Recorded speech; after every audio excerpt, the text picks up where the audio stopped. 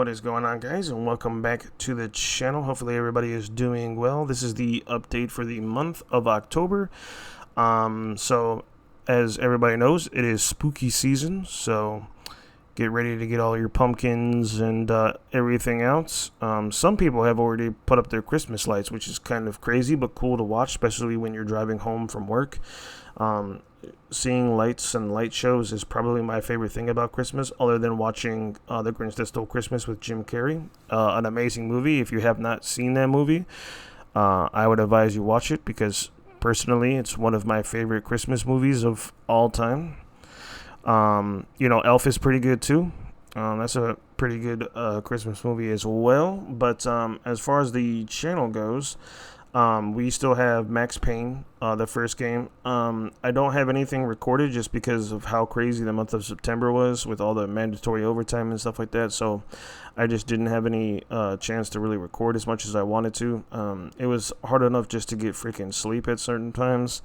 So we'll be starting that back up. Hopefully I'll be working it on the weekend to kind of get some stuff recorded and stuff. So hopefully that will come up, and I'll be able to get that done. And then, for Saturday and Sundays, usually we have videos on the channel. I have not decided on what game is going to be for Saturday, because, like I said, I'm just trying to get my feet back and try to record as much as I can for the weekends and stuff like that. I am going to try my best to get the BioShock retrospective back up and running, because, like I said, I've only been able to work on it a little bit here and there because of how much overtime the last couple of months I've had to work. So it's been a little chaotic as far as that. I don't know if I'm going to make a separate channel for retrospectives or not. I might do like a little sneak preview over here, so that if people want to see it or see what it's about, they can kind of get like a rough idea, and then I'll send a link to the actual video so that if people want to see it.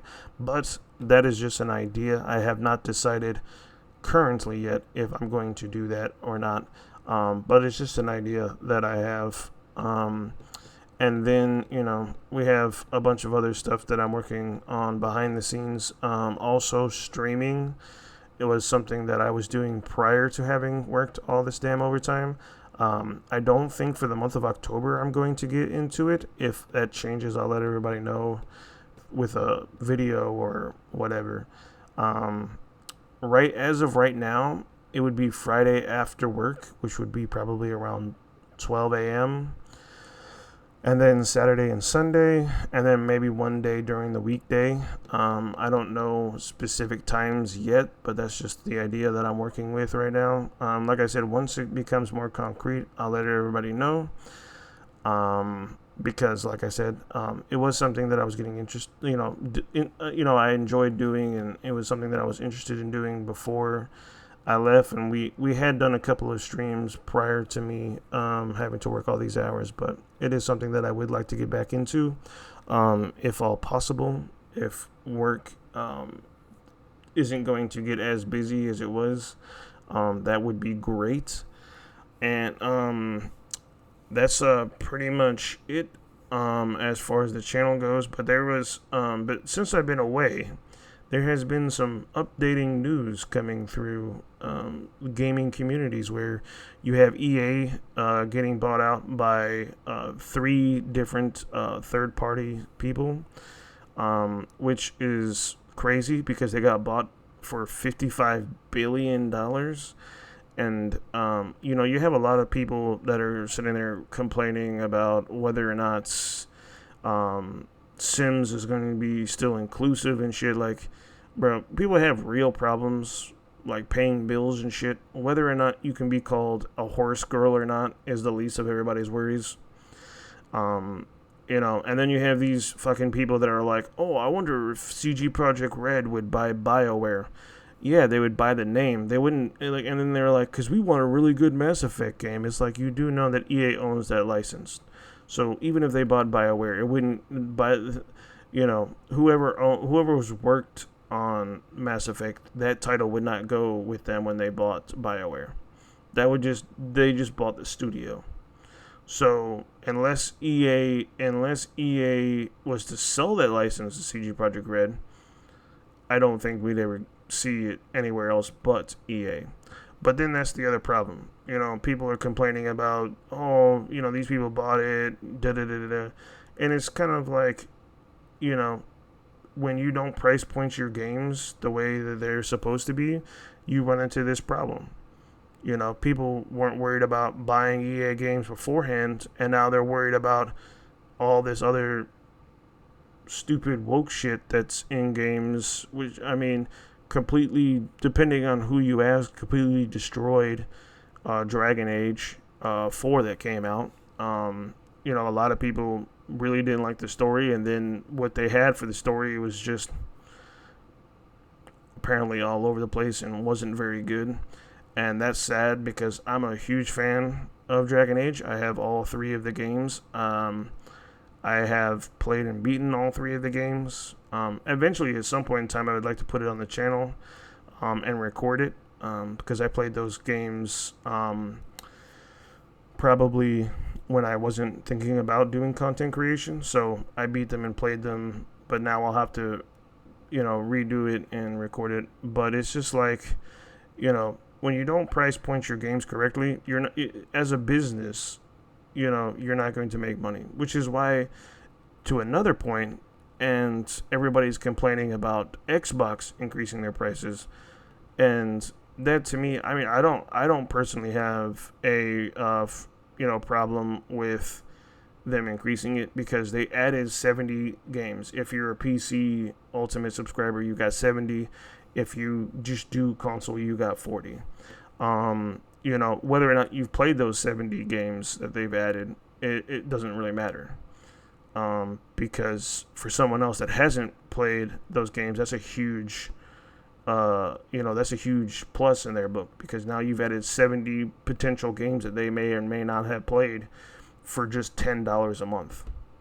Well, $120 for the year. But it's funny to me because those same creators that are sitting there complaining about the price increase are because I watched this creator. He's doing Silksong, the new one that Team Cherry just put out, and he's like, oh, before I cancel my Game Pass subscription, I need to finish this game. It's like you're worried about making money on your channel or your community, and you're pissed off that Xbox is trying to do the same thing. That's not okay, but it's okay that you want to put those games that they put on their subscription service on your channel to make money. That to me makes no fucking sense. And it contradicts what the fuck you're talking about, because you're like, oh, I need to sit there and make money off my thing, so I need to finish up Silksong, but I don't want to sit there and pay them money to sit there and have a service. It's just like, bro, please, like, just fucking stop, because you're making no sense. You're over here talking about canceling it because it's quote unquote too expensive, but then you're in the same realm, you're paying fucking a $25 premium streaming service to get fucking movies and TV shows that are old as fuck. And it's just like, oh, we don't have a problem with that, but we have a problem with 70 games that have been added on to a streaming platform that increased $10. Because PlayStation Plus did the exact same thing. They increased their prices when Ubisoft Plus came onto their platform. Were people mad about it? Yeah. But they added a shit ton of games to an already platform. And if you haven't played that, that's a huge fucking plus in your book. Because now you don't have to worry about paying the full price of those games that are being currently sold at. Like, let's sit there and say, Assassin's Creed Origin is being sold on Xbox for $20. For that entire month, you just got that game. Even though you don't physically own it, you can still play it. And, you get to get that game for $10 for the whole entire month, or whatever other game you may or may not have played, and that's a huge benefit. And it makes me laugh because, like, Nintendo fans are over here fucking complaining about having to pay $10 for a fucking upgrade patch that's, unlocks more frames and shit. I'm like, bro, welcome to what Xbox and PlayStation fans had to deal with for the last 4 to 5 fucking years when the PlayStation 5 first came out. Because they were like, well, if you can't get your hands on a PlayStation 5 right now, that's fine. We're going to put them out for PlayStation 4, but we're going to make you pay $10 or $20 to sit there and get the PlayStation 5 version if you own the PlayStation 4 version. Like, if you didn't like it, because Nintendo had 2 different directs that explained this. If you can't comprehend that they've done this and then you still buy the fucking system, that's on you, because you're over here bitching and complaining about having a system where you have to pay, which is what PlayStation and Xbox fans had to do, and you still bought the console. You're the dumbass, and you should really just stop complaining, because we've had to do it for 4 or 5 years. So welcome to gaming. Thankfully, you have, gotten to where we've had to be for the last 4 or 5 years, unfortunately. And it's kind of like, complaining about that is like another topic that it seems to be a thing where fucking COD fans are some of the most insufferable fucking people on the internet, because it's like, oh, COD sucks. I knew COD would suck, and da-da-da-da-da. And it's just like, but did you download the game? Either on Game Pass or you bought it. Because you're still telling them that even though you're complaining, you still bend the knee and you still play it. If you've played it and you've downloaded it and you're complaining about it, yeah, you have that right. I'm not against somebody complaining or voicing their frustrations. But don't sit there and say, well, I'm not going to get it or I'm not going to play it, and then it gets on Game Pass and then you fucking play it. Like, some of these big COD creators are like, man, I sat there and said I wouldn't pay $6, and I downloaded it, and it was still trash, and I was hopeful. And it's just like, if you knew it was going to be trash, then don't fucking play it. Don't buy it. The whole reason that the Borderlands 4 didn't end up being $100 is because everybody and their brother were adding at Gearbox, at Randy, whatever the hell his last name is, that they didn't approve of it, they didn't like it, and so they kept it at the $70 price point, and then they added stuff to increase it by the deluxe edition, collector's edition, and stuff like that. And luckily, when you voice your frustrations, that shit works, because people weren't going to buy it. But when you sit there and you complain about something and then you still do it, nothing changes. So just because you complained at it and then you still did it, the outcome is still going to be the same. It's shocked.